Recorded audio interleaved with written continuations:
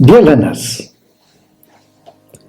after research problem is clearly defined and a research design plan has been framed, the task of data collection begins. So in today's topic, we will discuss about the data and the collection of the data. Dear learners, the researcher should keep in view two types of data. One is primary data and second is secondary data.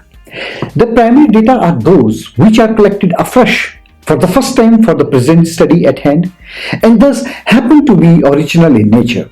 On the other hand, the secondary data are those which have already been collected by someone else and which have already been processed with the help of statistical process, or further they can be processed. The job of the researcher here is to decide what sort of data he would be using for the study, and accordingly he will have to select one or the other method of data collection. The method of collecting the primary and secondary data differ as primary data are to be collected originally, while in case of the secondary data, the nature of data collection work is purely that of compilation of the existing data. However, it is not necessary to choose only one of the two methods. The researcher may use a combination of both the methods. Following are described the different methods of data collection, which are pros and cons of each method.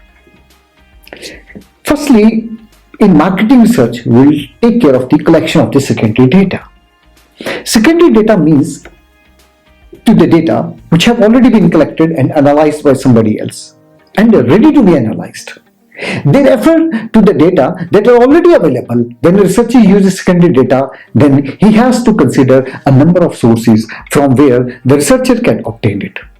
In this case, the researcher is certainly not confronted with the problems that are generally concerned with the collection of the original data. Secondary data may either be unpublished data or it may be the published data. Usually published data are available in form of A. Different publication of the central, state and the local governments. B. Different publications of the foreign governments or of international agencies, bodies and their subsidiary organizations. Third, technical and trade journals. Fourth, books, magazines and newspapers. Fifth, reports and publication of various associations connected with the business and industry, banks, stock exchange. Next is reports prepared by research scholars, universities, economists, etc. in different fields. Next, public records and statistics, historical documents, and the other sources of published information. The sources of unpublished data are many. There may be found in diaries, letters, unpublished biographies and autobiographies, and also may be available with scholars and research workers, trade associations, labor bureau, and other public/private individuals and organizations. Researchers must take all the care while using secondary data. The researcher must make a last-minute scrutiny because it is possible that the secondary data which he is going to use may actually be inappropriate or maybe inadequate in the context of the problem which the researcher wants to study. In this connection, a very popular scholar, Dr. A.L. Bole, very aptly observed that it is never safe to take published statistics at their face value without knowing their meaning and the limitations, and it is always necessary to criticize arguments that can be based on them. So this is a very important point while taking care of the marketing research. Now there are several methods of data collection, how to choose the appropriate data collection. As such, the researcher must sensibly select the method for his own study, keeping in view some of the factors, like one is nature, scope and object of inquiry. That constitutes the most important factor that affects the choice of a specific method. The method selected should be such that it suits the type of inquiry that is to be undertaken by the researcher. This factor is also important in taking the decisions of whether the data already available are to be used or data not yet available are to be collected. Point number 2 in this regard is about availability of funds. Yes, it's very important.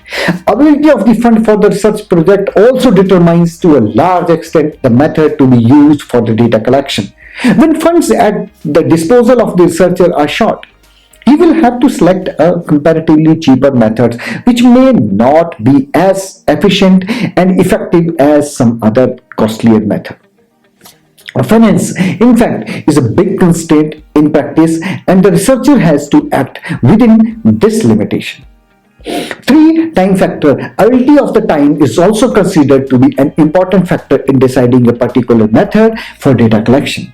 Some methods may relatively more time, whereas with others, the data can be collected in a comparatively shorter duration. The time that is at the disposal of the researcher does affect the selection of the method by which the data are to be collected. Fourth one is precision required. Precision required is yet another important factor that needs to be considered at the time of selecting the method of collection of data. Dear learners, we collect primary data during the course of doing experiments in an experimental research. But in case we do research of the descriptive type and perform survey, weather sample survey or census survey, then we can obtain primary data either through observation or through direct communication with respondents in one form or another, or through personal interviews. This, in other words, means that there are several methods of collecting primary data, particularly in surveys and descriptive researches. Important ones are observation method, interview method, through questionnaires, through schedules, and other methods which include like warranty cards, distributor audits, pantry audits, consumer panels, using mechanical devices, through projective techniques, in-depth interviews, and content analysis. We briefly take up each method separately. Observation method. The observation method is one of the most widely used methods, especially in studies relating to behavioral sciences. Observation becomes a scientific tool and the method of data collection for the researcher. It serves a formulated research purpose. It is systematically planned and recorded and is subjected to checks and controls on validity and its reliability. Dear learners, under the observation method, the information is sought by way of investigators on direct observation without asking from the respondent. The main advantage of this kind of method is that subjective bias is eliminated if observation is done accurately. Secondly, the information obtained under this kind of method relates to what is currently happening. It is not complicated by either the past behavior or future intentions or attitudes. Thirdly, this method is independent of respondents' keenness to respond and as such is relatively less demanding of active cooperation on the part of respondents as happens to be the case in the interview or the questionnaire method. However, observation method has various limitations also. Firstly, it is an very expensive method. Secondly, the information provided by this method is very limited. Thirdly, sometimes unforeseen factors may interfere with the observational task. In case the observation is characterized by a vigilant definition of the units to be observed, the way of recording and observed information, standardized conditions of observations, and the selection of relevant data for observation, then the observation is called as structured observation. But when observation is to take place without such characteristics to be thought of in advance, the same is termed as unstructured observation. If the observer observes by making himself a member of the group, he is observing so that he can experience what the members of the group experience. The observation is called as the participant observation. But when the observer observes as a detached agent without any attempt on his part to experience what others feels, the observation of this type is often termed as non-participant observation. Interview method. The interview method of collecting data involves presentation of oral verbal stimuli and reply in terms of oral verbal response. This method is generally used through personal interviews and if feasible through telephone interviews also. Personal interviews method requires a person who is known as interviewer asking questions generally in a face-to-face contact to the other person or persons. Let me ask you this question. This kind of interview may be in form of direct or indirect investigation.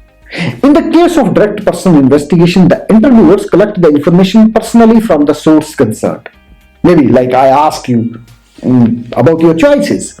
He has to meet people from whom data have to be collected. This method is suitable for intensive investigation, but in some cases it may not be feasible to contact directly the person concerned. The direct personal investigation techniques may not be used. In such cases, an indirect oral examination is generally conducted under which the interviewer cross-examines other persons who are supposed to have knowledge about the problem under investigation and the information obtained is recorded. The method of collecting information through personal interview is usually carried out in a structured way and thus called structured interviews. Here it is predetermined that what to ask. Such interview involves the use of a set of predefined questions and of highly standardized techniques of recording. Thus, the interviewer in a structured interview follows a rigid procedure, asking question in a form and the order prescribed. Reverse is the case of the unstructured interviews, which are characterized by a flexibility of approach to questioning. Apart from this mentioned interviews, there are focused interviews, clinical interview, and non-directive interview. Focused interviews are meant to focus on the given experiences of the respondent and its effect. In this type of interview, the interviewer has got the freedom to decide the manner and series in which the questions are to be asked and has also the freedom to explore reasons and motives thereto. In case of focused interview, the main task of the interviewer is to restrict the respondents to a discussion of issues with which he seeks conversance. Such interviews are used usually in the formulation of hypotheses and also constitute a major type of unstructured interviews. The clinical interviews are related to broad motivations or with the course of individual's life experiences. You can say example like a doctor generally does. The method of collecting information through clinical interviews is generally left at interviewer's prudence. In case of non-directive interview, the interviewer's role is simply to encourage respondents to talk about the given topic with a least direct questioning. In this case, the interviewers act as a vehicle to a comprehensive expression of the respondent's views and opinion and of the frame of reference within which such views and opinion take on personal significance. Dear learners, the collection of data through questionnaire. The questionnaire is a document that consists of a number of questions in printed or typed form or set of forms in a specific order. The questionnaire is then sent to the respondents who are then expected to carefully read and understand the questions and write down the replies in the spaces provided for the purpose within the questionnaire itself. The respondents have to answer the questions on their own without taking assistance from anybody else. The method of data collection by sending the questionnaire by mails to respondents is most extensively employed in various economic and business surveys. It is advisable that before using this method, researcher must conduct a pilot study or pilot survey so as to test the questionnaire. It's a large-scale study. Pilot study acquire a very significant role. Pilot study is actually a replica of the actual survey or a rehearsal of the main survey, if rightly said. Pilot study helps the researcher in highlighting the weakness of the questionnaire and also of the survey techniques so that the weaknesses found can be overcome and necessary corrections may be undertaken. Questionnaires are usually considered as the heart of any survey, hence utmost prudence needs to be dedicated while constructing it. However, if the researcher is unable to give proper attention to the questionnaire, it will not be set up properly, leading to confirmed failure of the survey. Having such relevance in the study, it becomes necessary to study the main aspects of a questionnaire, namely the general form, question sequence, and question formulation and wording. Researchers should note the following with regard to these three main aspects of a questionnaire. Prerequisites of a good questionnaire. To obtain the fruitful result, questionnaire should be comparatively short and simple. In other words, the size of the questionnaire should be kept as minimum as possible. Question should be placed in a logical sequence, moving from easy to difficult questions. Personal and intimate question should preferably be asked at the end of the questionnaire. Technical jargons and vague terminologies that may lead to multiple interpretations should never be asked in a questionnaire. Questions of the questionnaire may be dichotomous, or which is the question with two options as answers only, yes or no. These questions may be multiple choice questions, the questions with more than two options as answers, alternative answer listed, or open-ended questions with no options at all, and letting the respondent answer the question with his own wisdom only. The last type of question, open-ended question, is often tricky to analyze and generally being avoided and should be avoided in a questionnaire to the extent possible. The questionnaire should contain some control question in the questionnaire which help the researcher indicate the reliability of the respondent. For instance, a question designed to determine the consumption of a particular material may be asked in the beginning in terms of the financial expenditure, and question may be asked in terms of weight in later part of the study. The control questions are put to do a cross check to see whether the information collected from the respondents is correct or not. Questions affecting the sentiments of the respondent should be avoided. The researcher should always provide adequate space for answering and questions in the questionnaire so as to enable the researcher reading, understanding, and editing. The researcher should also provide for indications of uncertainty, for example, do not know, cannot say, no preference, and so on. The researcher must take care that a brief set of directions with regard to filling up the questionnaire should invariably be given in starting of the questionnaire itself.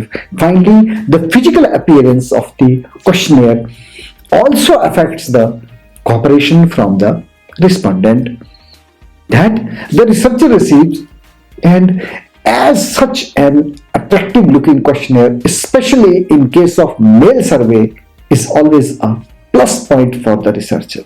The quality of the paper along with the use of color, font type, font size, etc. must be good so that it may attract the attention of respondent If the questionnaire is not attractive enough, the respondent may not even fill it or fill it half-heartedly. Dear learners, let's have a look on the collection of data through schedules.